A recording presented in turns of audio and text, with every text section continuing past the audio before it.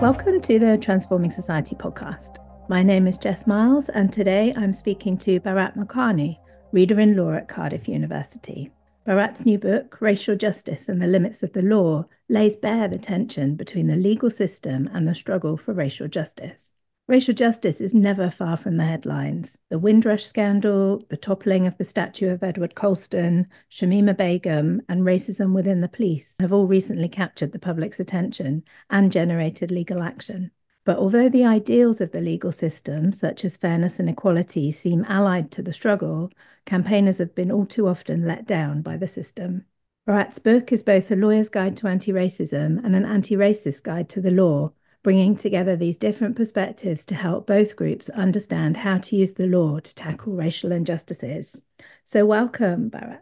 Hi, thanks for having me here. No, absolute pleasure. It's a really fantastic, interesting book, and I think the relevance probably extends well beyond the law as well, but we'll get onto that. So you start the book with the Colston Four case, and as we're a Bristol publisher, it felt like this was a fitting place for us to start here. How does this case illustrate the relationship and the paradox between racial justice and the law? Yeah, so for those who don't remember, back in the summer of 2020, there's a protest in Bristol against racial injustices. And during this protest, several people tear down a statue of Edward Colston.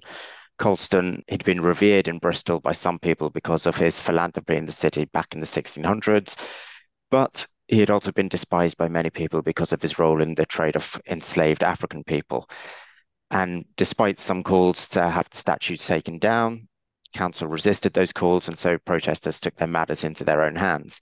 And this caused some controversy, to put it mildly. Some people celebrated the removal of the statue, others saw it as an act of vandalism. Now, for reasons that aren't entirely clear, only 4 people are prosecuted for criminal damage, right? And so, regardless of whether you approve or disapprove of their actions, one thing is absolutely clear: the legal system is being used against those taking a stand for racial justice. What I found really interesting, though, was how this was all eventually turned on its head. The defense lawyers were really creative and bold. So the law allows a person to commit criminal damage in certain circumstances, such as to prevent a more serious crime from occurring. So to take an example, I could break down the door to a house if I'm trying to rescue people inside from an intruder, for example. And the Colston Four's lawyers argued that the presence of the statue constituted a criminal offence because it was causing distress to people, Black people who had to walk past the statue of a person who was responsible for the enslavement and horrible mistreatment of their ancestors, right? Yeah. So in other words, the struggle against racism provided the Colston Four with a legal defence for their actions. And the jury acquitted the defendants. We don't know for sure why the jury acquitted the Colston Four. They don't have to give their reasons.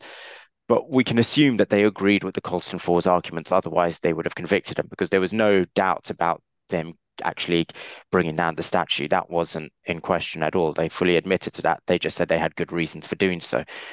And the jury agreed with those reasons. And so, in other words, the legal process ended up furthering the cause of racial justice as the Colston Four were deemed to have acted lawfully, right? This Yeah. juror said that under the law, the fight against racism trumps the law against criminal damage. And so this is the paradox, isn't it? Law can be used to both sustain racial injustices, it can be used against those taking up the cause of racial justice, but it can also be used to tackle racial injustices, like it was Yeah. in this case. And so that's what I found interesting. That's what I thought really exemplified this idea of law's paradoxical relationship with racial justice. And there are loads of other cases which I sort of peppered the book with throughout. There's lots of cases with law's paradoxical relationship with racial injustice, but I live in Bristol, and this is a case that sort of really spoke to me. And I know it Yeah. spoke to a lot of people. It was very, very public at the time. I think it's one of the ones that is most widely known. So yeah, it seemed like a good place to start the book. So, in that particular case, the law did advance the struggle for racial justice, but it feels like more often than not that doesn't happen. And actually, the law tends to limit the struggle. And I found it really helpful in the book because you use 6 concepts from critical race theory to kind of explain the specific ways in which the law is limiting when it comes to racial justice. So please, could you talk us through these kind of 6 points as a framework for understanding? Yeah, sure.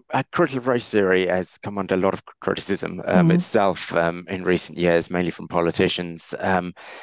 But I find that it's a really helpful way of just thinking about racism, right? It's a way of understanding how racism works in any given society. So I think the first point that I make, the first sort of idea of critical race theory is probably at the heart of critical race theory. It's this Okay. idea of structural racism, Yeah. right? So critical race theory, it's the name is given by American scholars in the 1980s, but actually the ideas behind it were being written about by British scholars in the 50s, 60s, 70s. It was just the name was given to it by American scholars in the 1970s and 80s. And it's just this idea of understanding how racism is more structural than just something that is interpersonal. So what happened in America in the 1960s, you have lots of advances in law in favor of racial justice, right? You have the Civil Rights Act, you have lots of laws being passed to help minoritized people and racialized people to give them legal protections. And that's seen as a big win, that civil rights era. There's Mm. lots of Yeah. decisions of the US Supreme Court, Brown versus Board of Education, where the Supreme Court says that you can't have racially segregated schools. Everyone is equal under the law, everyone has equal access to schools. So it looks like a lot of the law there is being used to really further the cause of racial justice. Fast forward to the 1980s, and there's still problems, still huge problems with racial discrimination, particularly in the criminal justice system, where Black people in America, in particular, are hugely overrepresented in the criminal justice system. So these scholars started asking why. If we've Right. got the law on our side, why is this happening? And they come up with various explanations. And same case in England and Wales. You know, we have the 1965, we have the Race Relations Act, we have more Race Relations Acts later on in the 60s, in the 1970s and 1980s and 1990s, people start asking, well, if we've got these laws to protect against racial discrimination, why is it still happening? And the first idea of critical race theory, like I said, is this idea of structural racism. I think for most people, when they think of racism, they think of these sort of interpersonal acts of racism. So the employer who obviously discriminates against a black or brown skinned person, right? Or someone who shouts explicitly racist abuse at a person in the Mm. streets. Yeah. That's clearly racism. And all these laws, the Race Relations Act in the UK, Civil Rights Act in America, lots of these laws were developed to tackle that. Yeah. And so here in England and Wales, we have a whole host of laws that criminalize acts of racial hatred. So it looks like the law is on our side, if you like, on the side of racial justice. But what critical race theory does is it teaches us that these sort of interpersonal acts of racism are better understood as manifestations or symptoms of structural racism. Right? And I think once we get to grips with this, we see that there are limits in law's capability to tackle structural racism. It might tackle the symptoms of structural racism. It might put a person in prison for an act of racial hatred, but it never tackles the underlying cause, which is structural racism. Yeah. And I think it's helpful to use an analogy to explain this. I didn't actually use this analogy in my book. Maybe with hindsight, I should have. But think of a house, Hmm. right? And you might think of a particular room in that house, like the living room with all its furnishings, the sofa, the curtains, the wallpaper, that sort of things. That's like interpersonal racism. It's the stuff that you can see. It's the stuff that's really easy to tackle if there's a problem. If there's a stain on a cushion, you can clean it. If the table breaks, you can repair it, you can replace it.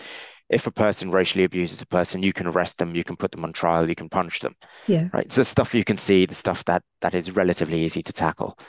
But there's more to a house than just the soft furnishings in a room, right? There's the structure to the house, the foundations, the bricks and mortar, the stuff that you can't really see, but is fundamental to keeping that house upright. Yeah. And the same with society, right? There are structures in society that are fundamental to keep society functioning, keep society moving, but it's stuff that you can't always see in the background. And Yeah. likewise, structural racism is the sort of things that it's the argument that racism is actually central to the functioning of society in the same way that the foundation is central to a house, Yeah. right? But you can't always see it, Yeah.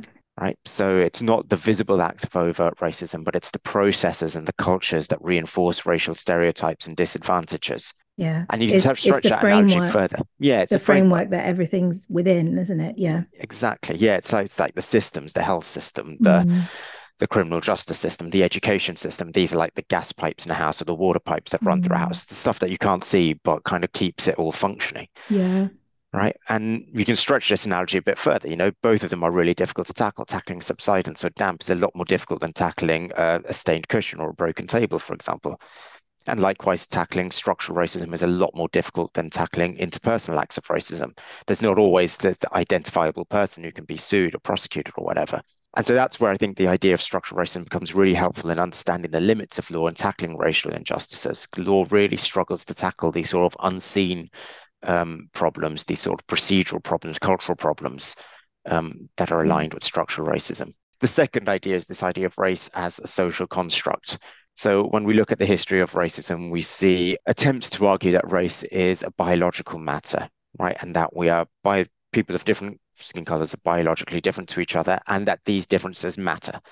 So scientific arguments, this is particularly in the colonial era where countries are trying to justify colonizing places in Africa and other places and Asia. And they say, well, scientifically speaking, we can prove that darker skinned people are less intelligent, they're physically more unattractive, and that sort of stuff. And so that justifies the use of law to separate the races. So people with dark skin are subject to one set of legal processes and legal norms. People with lighter skin enjoy more favorable legal rights and privileges. Right. So Yeah. because black people are morally and intellectually backwards and in inverted commas, they can lawfully be enslaved. Yeah. Right. It's a lot more nuanced than that. Obviously, you remember Yeah. that, white-skinned people like Jewish people and people of Gypsy, Of Roma, course. traveler heritage Yeah. have suffered horrendous racism through to for centuries. But that's broadly speaking what happens. And critical race theorists really debunk this. They point out that actually there are no scientific justifications for racism. Yes, we have different skin colors, but it's the same as different colored eyes. There's just no value to attach to these differences. Yeah. So if there's no value to attach to these differences, then there's no reason or justification for differential legal treatment. I think that's important because if we can show that the justification for differential legal treatment has been premised on this fallacy, then that might pave the way for tackling racism within the legal system. Yeah. Right? So the legal system has a long history of being used to reinforce racism throughout the colonial era. The legal system is used to justify enslavement. It's used to justify the suppression of those who oppose colonialism, right? Yeah. Really brutal treatment of colonized people. The law is used to deprive colonized people of their land, of their property rights, for example. Yeah. And that is all premised on this fallacy that darker skinned people are inferior. Yeah. If we debunk that belief, that fallacy, then that shows that the whole premise of laws racism is unfounded. Yeah. And I suppose even though like we may not have as obvious laws about those things now, the laws we are governed by hundreds of years old, aren't they, in some cases? So that historical bit really does still have a lot of power, doesn't it? It does, and one example I give in my book is comparisons between the Criminal Tribes Act of 1871 in India, British ruled India, and today's laws on tackling gangs, right? Yeah. Gangs in inverted commas. Yeah. Criminal Tribes Act, you have a lot of opposition to colonial rule in British India, and so colonial administrators there start deploying scientific arguments that certain Indian tribes, these nomadic tribes, that they're inherently criminal. Right. Right? These Yeah. scientific studies are showing that these nomadic tribes are biologically prone to being criminal. And so that justifies greater monitoring of those tribes, yeah, greater use of Mm. surveillance powers. And if they do break the law, they're punished to a much greater extent, right? And there's Yeah. databases. I mean, British were brilliant at keeping records during colonial rule. They create these Right. databases, and anyone who's born into these nomadic tribes has to be registered with the authorities, and that person is assumed to be a criminal because they're sort of born into this criminal tribe, in inverted commas. Yeah. Wow. So not much has changed at all, has Not it, much has in changed hundreds when of we look years? at how Yeah. we tackle so-called gang violence and knife Yeah. violence and youth violence. Tons and tons of studies to show that young black men in particular are overrepresented in the criminal justice system in relation to so-called gang violence. We had the Met's Matrix database where people were kept on a database and monitored. Yeah. And many of those had never been convicted of criminal offence at all, let alone not even suspected of a criminal offence. They might have just known someone who had been a suspect in a criminal offence, and Wow. that's it. They were on a Yeah. database, and I think like 80% of people on the database, and perhaps even more, um, were black. Wow. Joint enterprise, this law Right. that we currently use, where if a group of people have been involved in a criminal offence and committed a criminal offence, prosecutors don't have to prove who actually pulled the trigger or stabbed the person or whatever. They can Yeah. just have to show that this whole group of people were loosely involved and all of them are punished to the same extent, right? Yeah. And you've Yeah. got people who weren't even physically present at the scene of a crime. They might have just swapped a text message with someone in the hours before and had nothing to do with the crime at all. The text message could have been something completely different, but they're associated with that person now. And so they can be given the same And so they can be punishment. given the same punishment. Yeah, they Oh, can be wow. prosecuted, so obviously prosecutors have to prove that there was a connection, but you can Yeah. see where the undertones of the racialized undertones of this come into it. Yes, And absolutely. again, lots of studies that show Black people being hugely overrepresented when it comes to joint enterprise prosecutions. Yeah. No surprise There's there. very little difference in substance, really, between monitoring, surveillance, and punishment of criminal tribes in British India, the Yeah. monitoring, surveillance, and punishment of of black youths in Yeah. England and Wales. Do you see? And it all kind So of stems from that it race as all a stems social from that construct. value. Yeah. So Yeah. the law today on the database and joint enterprise might not have anything about saying that black people are inherently criminal, No. but the ideas that came from the Criminal Tribes Act, which did explicitly say brown-skinned people are inherently criminal, Yeah. the values, the culture, those sort of beliefs and assumptions have sort of infiltrated today's legal order. They've trickled down over the years, over the centuries. People believe that sort of stuff, and it informs their way of Yeah. acting. And yeah, even though the words in the law aren't necessarily the same, it's structural racism that allows people to apply it in the same Mm. way, isn't it? Because it's kind of acceptable to do so. Yeah. Yeah, yeah. Um, Other things from critical race theory? So, yep, there's intersectionality, I think is a very, very Yes. key point. And this is where I think the current legal system is really, really inadequate in England and Wales. Racism isn't the only sort of ism, if you like, that's a problem in society, right? There's sexism, ageism, ableism. Mm, People are vulnerable to attacks on all sorts of grounds, gender, sexuality, religious beliefs, so on. The law recognizes that, right? The Equality Act prohibits discrimination on the basis of 9 different protected characteristics, racism being just one of them. mhm. But it sort of silos them off from each other. And activist scholars, again, British scholars probably predated their American counterparts in identifying this. They just never put the name intersectionality. As Claudia Jones talks Okay. about this um, in the early 1900s. Kimberly Crenshaw in America comes up with the name intersectionality, 1980s in America. Sivanandan, British Asian sociologist, have really helpfully explained how people suffer different types of disadvantages in society on the basis of a combination of these personal characteristics. So a black woman will face different sorts of abuse to a black man, for example, Yeah. right? It's this idea that, people aren't only persecuted or vulnerable to attacks because of their race, but also their sex, their gender, their age, their disability, their religious beliefs, and so on. Okay. But the really important thing that these scholars point out, intersectionalists point out, is that you can't separate these personal characteristics from each other, right? So it's a Yeah. bit like, it's again, to take another analogy that I use in the book. I can't remember who I credit this to, but it's another scholar who comes up with this idea of baking a cake. You take Hmm. all the different Mm. ingredients, you bake the cake, and once you bake the cake, you can't separate out the ingredients. And a human being Yeah. is like that, right? They Yeah. can be brown, male, young, disabled. You can't, once you put them together, that's the person. You can't separate these things out from that person, Yeah. right? So I'm And the guessing law this just can't relates to tackle the, that. yeah, the law can't separate them out. No, the Yeah, law does so separate them out. the It law tries to separates them separate out. them It out. tries to Yeah. separate them out, but it shouldn't. So Yes. we have Yeah. cases where a black woman says she has been discriminated on the basis of her skin color and her race and her gender, right? Yes. She's been discriminated because she is a black woman. And the law, this is a case of Ball versus the Law Society. And the court says, well, we have to look at the racial discrimination separately and then the sex discrimination separately. And there should be evidence for both. Right. But Okay. she's a black woman. She's not black and a woman. She is a black woman.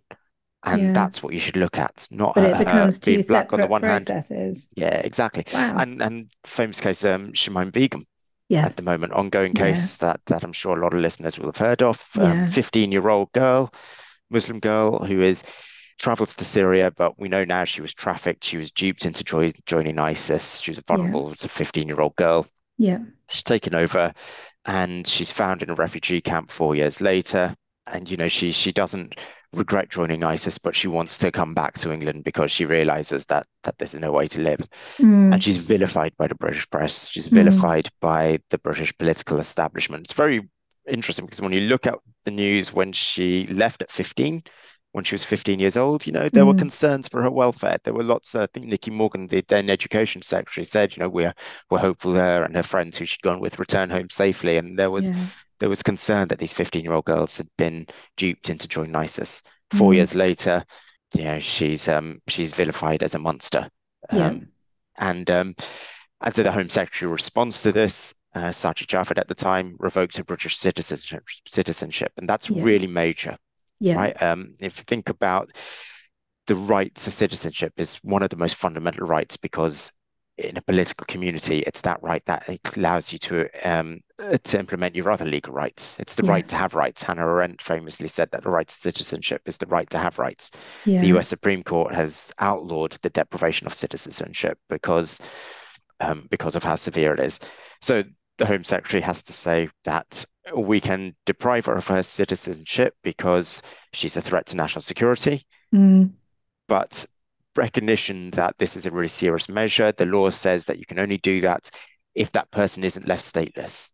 But she has been left stateless, hasn't she? If, in practice, but on Yeah. paper, because her parents are from Bangladesh, Bangladesh. on Okay. paper she could have got Bangladeshi citizenship. Mm. Bangladesh, remember, came out and said, no, we will not give her citizenship. She's been a Yeah. member of ISIS. So it's a right on paper only, really, has no practical effect. Yeah. But the point here is that a case really highlighted the issue of racism here because you're effectively saying that only those with dual citizenship can be deprived of British citizenship. Yes, And that's who what you has say dual in the book citizenship, that I right? hadn't thought of before in the Yeah, it's context of her case. It can only be applied to some people. some people. So Yeah. if you're white British, you're relatively unlikely to have Yes. dual citizenship. If you're brown, like myself, you probably do have access to dual citizenship. I don't. I Mm. only have a British passport, but I probably could apply for an Indian passport on the basis of my parental lineage. Okay. And so Yeah. I'm more vulnerable to being deprived of my citizenship than someone who has lived an identical life to me in the UK. I was born and brought up in England and Wales, in England. Mm. A white British person can have lived the identical life to me, but they will not be have their citizenship deprived Yeah. or There were revoked. quite a few moments in your book that made me think differently in that way. So obviously I'm familiar with the Shamima Begum case. I'd thought about her citizenship at all, but I hadn't really thought that that law could only be applied to some people. And also with the Shamima Begum as well, it's this focus on race and ISIS, There's a isn't it? lot more Which to is it, your yeah. intersectionality bit. But We've she's somehow also, forgotten all the other aspects yeah, of her personality, of absolutely. who she is.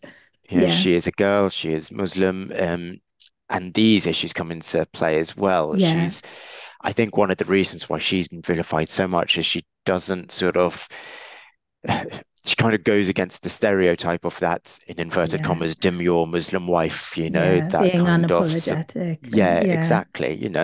Um, and so all those factors come into play. Her age as well yeah, is really vital to this. yeah.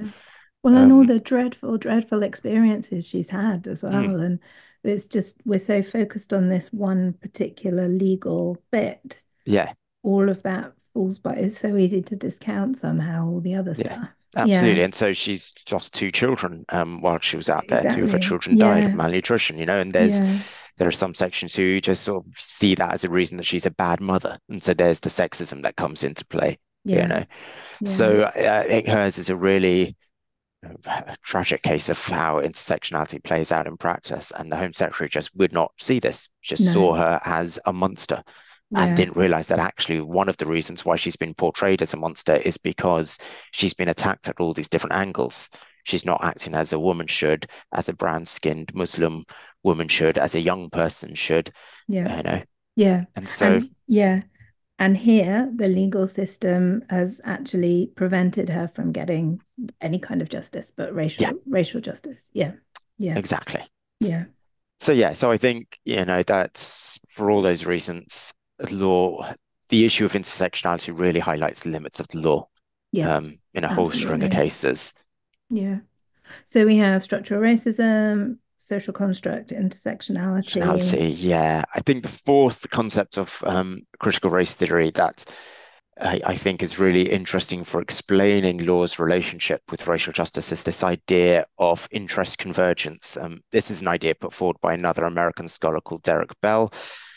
And he basically he asks himself, remember I said at the beginning, one of the sort of starting points of critical race theorists was, well, if we've got all these sort of successes in the legal system, these Mm, acts, these laws being passed, these decisions of the US Supreme Court, how do we explain them when there is so much racism in society, right?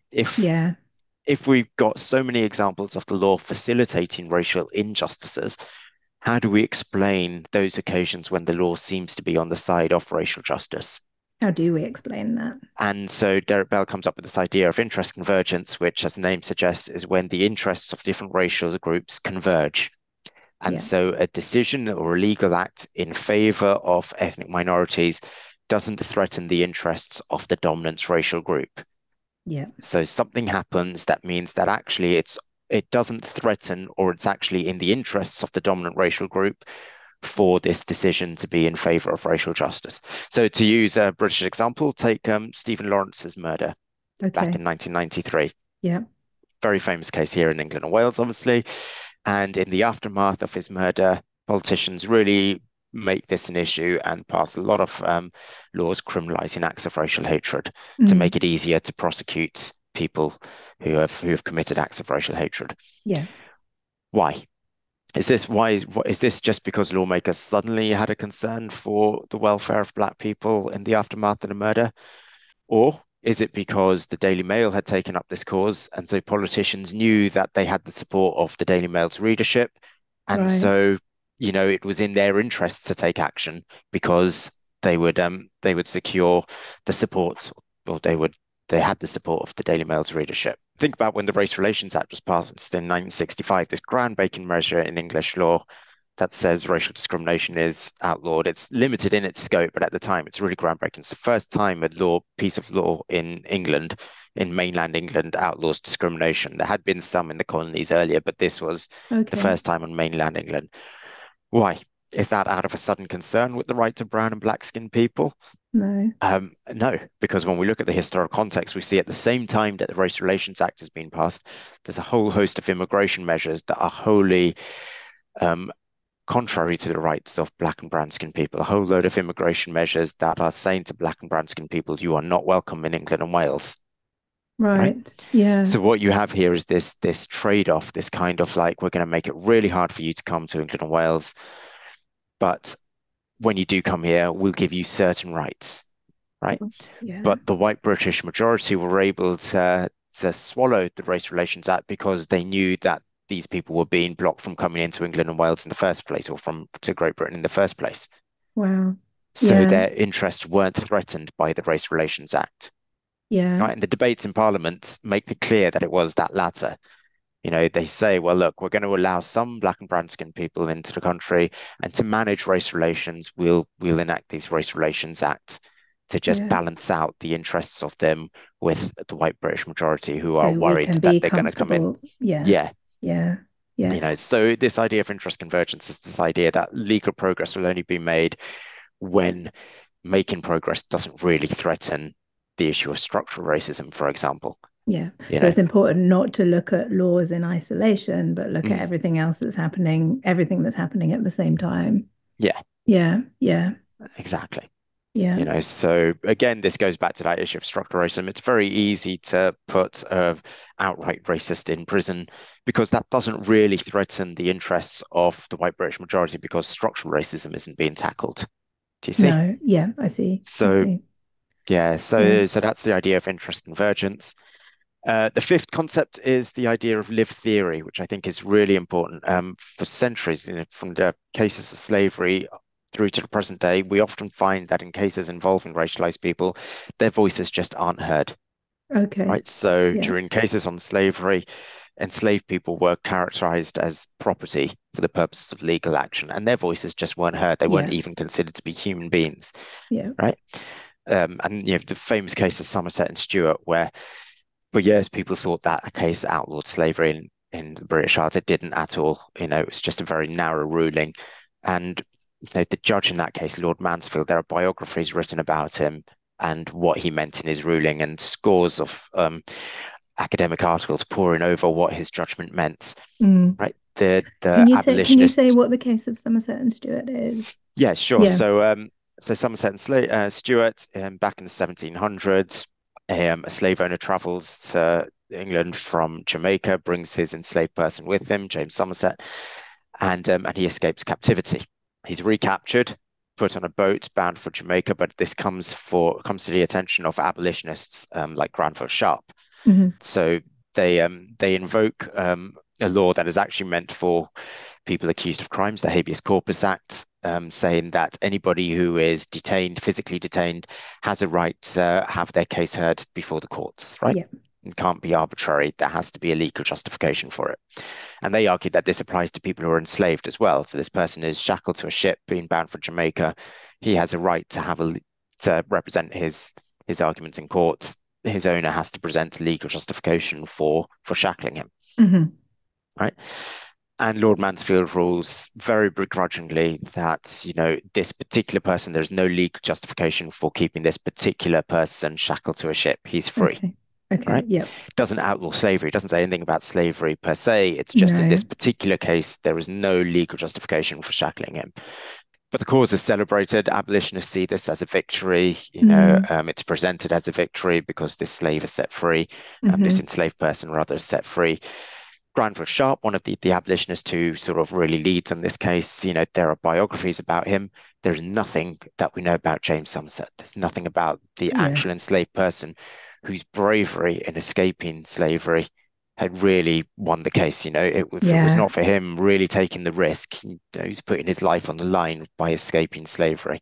Yeah. Um, There's no but there's voice at nothing all. about him. No. No, Yeah. no written word about him at all. Wow. It's the judges in the case who are celebrated, or the abolitionists, the white abolitionists who are celebrated, Yes. right? Yeah. And so, we have that from centuries ago where the black people are at the heart of the case, their voices aren't listened to. Do you think that still happens now? So, 2015, there's a case. So it's back in 2015, or as recently in 2015, As there's a recently case as, at the yeah. UK Supreme Court to deal with stop and search powers of the police. Totally Mm. different context to slavery, Hmm. right? But we have here a person arguing that she was stopped and searched on the basis of her race, and that stop Okay. and search powers are racially discriminatory, Yeah. right? And there's lots and lots of statistics to prove this. But the court ultimately disagrees with her and says, that although the statistics are there, there's nothing in this particular case to show that she was stopped on the basis of being black. Okay. And the court actually says quite explicitly that stop and search powers are beneficial for black communities because it is young black people who are more likely to be victims of knife crime, right? That's what the court says. Lady Hale says that actually stop and search powers are beneficial for black communities because it's black people who are more likely to be the victims of knife crime. And Yeah. so we need these stop and search powers to protect them. Wow. But there is no support for this argument at all. There's no reference to any person saying that, yeah, or Yeah. anything like that. And when you actually look at what black communities think, and when you listen to black people about what they think about stop and search powers and knife crime, Yeah. there is so much evidence to show that they would prefer a public health approach to tackling knife crime, not a Of criminal course. justice Yeah. approach. Yeah. Because in their eyes, criminal justice approaches, there's just such a lack of trust between black communities and police officers that criminal justice approach is bound to fail. Yeah. But a public health approach, a more public education approach about the dangers, that would be preferable. Okay. Yeah. So again, what the UK Supreme Court did there is it just flat out ignored the voices of black communities. It said, Yeah. we know what's best for you. Stop and search powers are best for you.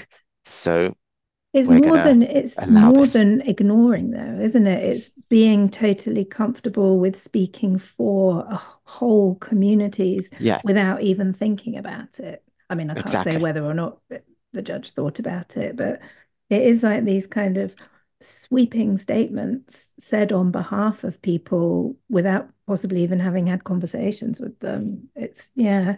And then that Exactly. goes back to the structural racism as well. Everything comes back to the structural racism because That's why I start with it. somehow Yeah, somehow that happens and that's okay and we don't question it because it's all so embedded, isn't it, in all of it is. us? Yeah, And yeah. that goes to the sixth point I make about critical race theory, which is actually a law as a process, as a system, given all those points, I don't think the law can ever really tackle racial justice adequately or No. effectively.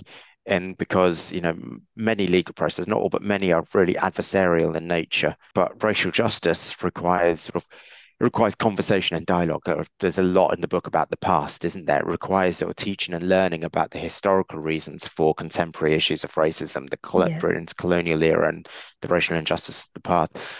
It requires sort of empathy and understanding. People really understand live theory, really understanding someone else's point of view and what they've lived. Yeah. But adversarial processes, though, tend to involve argumentation and denial, pitting one side against the other, rather than working jointly towards a shared understanding of an issue. So it's the very nature of how we do law that Yeah, makes it is going to make it impossible as well. Yeah. absolutely. Yeah. So what I try and show in the book is how these six concepts have reared their head time and time again, like I said, from the days of slavery right through to the present day, Yeah. 1500s right through to the present day.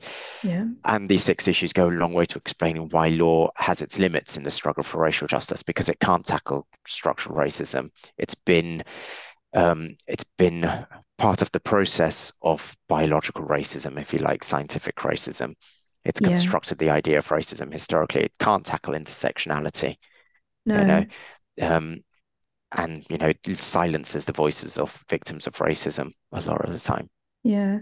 Gosh, that's really scary and disheartening and worrying, isn't it? That the fundamental structure makes it impossible to do anything about racial injustice. Having said that, you talk a bit in the book about anti-racist lawyering. Yeah, I think it's something that's possibly a bit controversial, but I wanted to ask you a little bit about that and I suppose given everything else, whether it's actually possible. I think yeah, you're right. There was part of me that I didn't want to end the book on a really depressing note, basically. And I thought No. I can't give up. I've been studying law for decades now. It's what I do. I didn't want to suddenly come to this realization that actually law is futile or anything like that. I thought there have been cases where legal action has been really successful, like the Colston Four case. Yeah, yeah. And so I was trying to develop this approach to lawyering that is cognizance of these six concepts of critical race theory, right? Okay. Really, it takes into account law's complex relationship with the struggle for racial justice. So it's an approach that recognizes law's limits, but seeks to make the most of these limits, just sort of pushes the limits as far as it can. And so I come up with these sort of four principles that sort of address those six concepts of critical race theory. Yeah. And so the first is reflection. This really speaks to the idea of structural racism. Mm, And I argue that an anti-racist lawyer is someone who constantly reflects on their own biases and prejudices and the ways in which the legal system might entrench racial injustice, right? yeah. Because structural racism is so insidious, invidious that we might not always see it in ourselves, right? We might No. not understand when our own actions reinforce structural racism.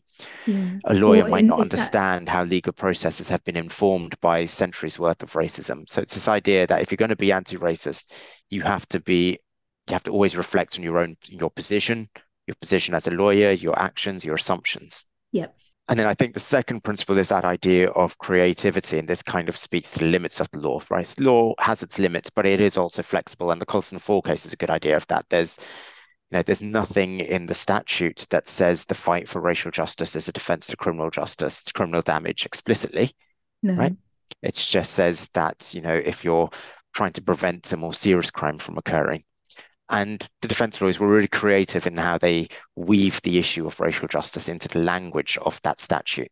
Yeah. Right? It said that the struggle for racial justice in this case was a defense to the crime of having the statue rather on public display.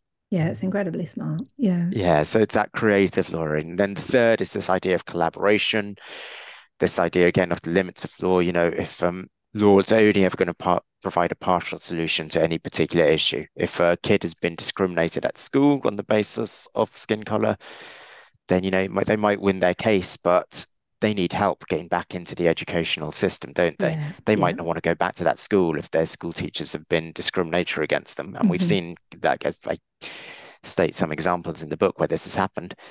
So maybe the lawyer needs to get in touch with an educational specialist to try and get this child back into the system. Yeah, or Yeah. try to get them to trust teachers again. If you've been discriminated at work, if you've been sacked on the basis of your race or denied promotion on the basis of your race. It's all very well to win your case at an employment tribunal. Mm. Great, but are you really going to be able to go back to that workplace? What happens Right? after? Yeah. Probably not, Yeah. exactly. You're not going to trust who, so you might want to work somewhere else, but you're going to be psychologically scarred. So, Yeah. do you need therapy? Do you need an employment agency to help you get back into the workplace who has specialist knowledge of people who've been discriminated at work? Yeah. So, it's really important for lawyers to really recognize that they are not the be all and end all of, they're not going to cure the problem just by winning their case, right? No. Yeah. They need to work with other specialists to help that person. And then the fourth is this idea of accountability, and that speaks to the issue of lived theory, this idea that, lawyers Okay. are the professional, they're the ones with legal skills, sure, but it's the person who has suffered racism who has expert knowledge of what has happened, really. Mm. They're the ones who are Yeah. at the heart of the case, and so they have to be listened to constantly. Yeah. And like you said, I think there'll be a lot of people who read this who think, no, it's not, that's totally wrong. A lawyer is a lawyer. They shouldn't be anti-racist or anything like this. They just have to apply the law, right? The Yeah. law fears and favors nobody. It applies equally to all. If a racist, an outright racist person wants to invoke their legal rights, the lawyer is bound to defend them because even they have legal rights. Yeah. And that might seem antithetical to anti-racist law, and because if you're defending a known racist, then you're not exactly promoting anti-racism, are you? I accept that professional ethics duties come first, and yes, even racists have legal rights. Of course they do. Everybody has legal rights. Yeah. But I just think that anti-racist lawyering is this idea of just having that mindset when you're acting, of always bearing in mind your personal, professional prejudices, the way the system works, and having your client at the heart of the case, but recognizing the limits of law, and Yeah. just being as creative as you can do. So yeah, I think anti-racist lawyering is possible, just if you accept that it has its limitations. Yeah. I mean, if you acknowledge that it's the system and the process that can make racial justice worse, you have to provide some balance to that, don't you? So Mm, it's not just about being anti-racist, it's about doing things that create more of a balance, I suppose, as well. Those ideas of like reflection, creativity, collaboration, and accountability, I think are really interesting and important because it enables us, those of us who aren't involved in the law, to kind of think about what we do and how we can like apply these ideas to the structures and processes that we work in. And I had like something that I wanted to ask you about equity, diversity, and inclusion work mm. following reading your book, because we try and do that kind of thing at Bristol, and I'm involved in a bit of that, and I expect it's the kind of thing that our listeners might be involved in too. And I found your discussion, there's just one bit in the book where you talk about the language of it, and I found it really interesting, especially around the terms equality, equity, diversity, and inclusion, and how they're actually problematic. And it made me think about how there are structural limits in place everywhere, like not just in the law, like probably in every organization that we're in, these are appearing Yeah. somehow. I just wondered if you could say something quickly about Yeah, those like you words said, and what we should think yeah, about. I think, like you said, everyone will have heard the terms equality, diversity, and inclusion. Practically all workplaces and organizations Yeah. speak of their commitment to those terms, right? But I think the problems with these terms is that they're well intentioned, but they inadvertently maintain the status quo, right? And I'll Yeah. explain what I mean by that. So you can Yeah. take each of those terms in turn, if you like. So take equality. Well, equality implies that everyone has the same starting position and they should be treated equally, right? Mm. They're on a level playing field, treat everyone as though they're on a level playing field, but that doesn't reflect social reality, No. right? People have very different starting points in life on the basis of all their different isms, like I said, of their gender, their class, and their race, Yeah. Yeah. right? Yeah. And so it's this idea that, some people will need a bit of a help getting to an equal position with those who've had a more advantageous start in life. Diversity, right? But diverse from what? When a company says they'll respect diversity, what are they respecting diversity from? Yeah. Yeah, Diversity from diversity something. diversity from something. That answer is the Yes. status quo. They're saying that we have a working culture, but we'll accept people who are diverse from that working culture. And Yeah. that's a bit of a problem because it sort of centers this idea of of whiteness, if you like, right, for want of a better phrase. This idea that, okay, we have our working culture that has been informed by centuries of racial discrimination and racial prejudices and so on. We respect Mm. diversity from that, but it still keeps that as the center. And inclusion is the same. Yeah. We'll include you in our spaces. But what are those spaces? Yeah. Who owns What those if those spaces spaces? are problematic, right? Yeah. That's kind of what came over because I'm really interested in this stuff. So that really Mm, came over from your book. It's like all this stuff we do and we think we're doing good things, and but actually because of the structural racism, perhaps we are also perpetuating things at the same mm, time, and we need that creativity, accountability, reflexivity, collaboration to we should all be doing that to all like really mm. critique and look at what we're doing. And I don't know what the I don't know how to do it differently yet, but Yeah, I'm sure there's a way. I Yeah, make a loose suggestion in the book. Like it's only a passing reference, but I think rather than speaking of sort of a diverse and inclusive workplace, we should speak of a sort of an intersectional workplace, that one was it. that sort of Yeah, thrives on the positives of different worldviews, if you like, yeah, and the idea that, our workplace, rather than saying our workplace is inclusive and diverse, right, just say our workplace is intersectional. We yeah, will take on, we really thrive off the different perspectives that people bring from their different backgrounds, their different personal characteristics, yeah. make it a more positive thing. Which is nice as well because that focuses on what people do in the workplace Yeah, on what rather people can than just bring. who's in your workplace. Yeah, Yeah, yeah. on the values that people bring to the workplace. Yeah, thank you. That was really, really massively jumped out at me as I was reading, even not as a law person, but yeah. So I have one last question, and you've spoken to it a bit already. It's really that looking for a bit of hope in all of it. You quote James Baldwin in the introduction to the book, where he says, "Not everything that is faced can be changed, but nothing can be changed until it is faced." So, if we're concluding that the law is really too limited to achieve racial justice, what is there to learn? And are there any places where change can be made, do you think?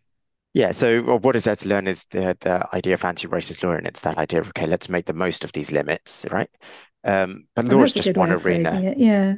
Yeah, law is just one arena where the struggle for racial justice is fought. I haven't seen it yet, but I was reading about a new TV documentary called Defiance, which I think was on a couple of weeks ago. It Okay. traces how South Asians really organized against racism in 1970s, 1980s England, British Asians. Hmm. They took to the streets and protest is a powerful place to force political change. Yeah. You know, um, You think that it still education, is? yeah, it still is. I think it Yeah. still is. Yeah, Good. that's one reason why there's such a clampdown on the right to protest because True. Yeah. politicians recognize the power of protest. Yeah. Education, I don't just mean in schools and colleges. I just think in workplace training as well. Hmm. Um, Having leadership from the top.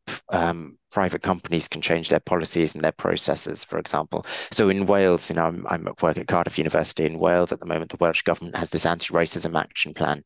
Yeah. And right from the very top, government agencies are saying, right, we are going to really tackle structural racism head on in criminal justice and education and healthcare and all these places, Yeah. right? Yeah. And they're making an effort to change their policies and processes. And, that's without regard to the law.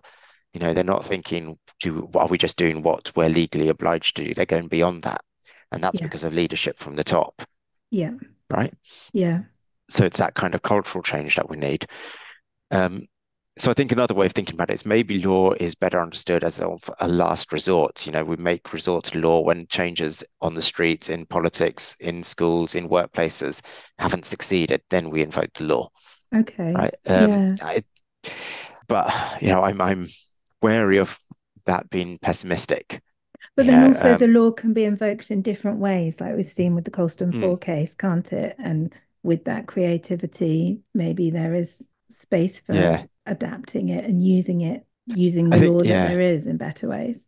There's another quote by James Baldwin, which, with hindsight, I should have put in the book. Actually, it would have been nice to end the book with it. Seeing I started with one. Right. James Baldwin. The quote is, "I can't be a pessimist because I am alive, and to be a pessimist means you have agreed that human life is an academic matter. So I'm forced to be an optimist." It's this idea that if you're a pessimist, what's the point of doing anything? You've basically given up on life. You have to be an optimist if you want to if you want to live Yeah. life. Yeah. And I think that's why I end the book with these ideas for anti-racist lawyering and that kind of just to inject a bit of hope in it. I'm still optimistic that the law can be used to achieve racial justice in certain circumstances. Yeah. Yeah. And I'm totally supportive of people using the law whenever they can.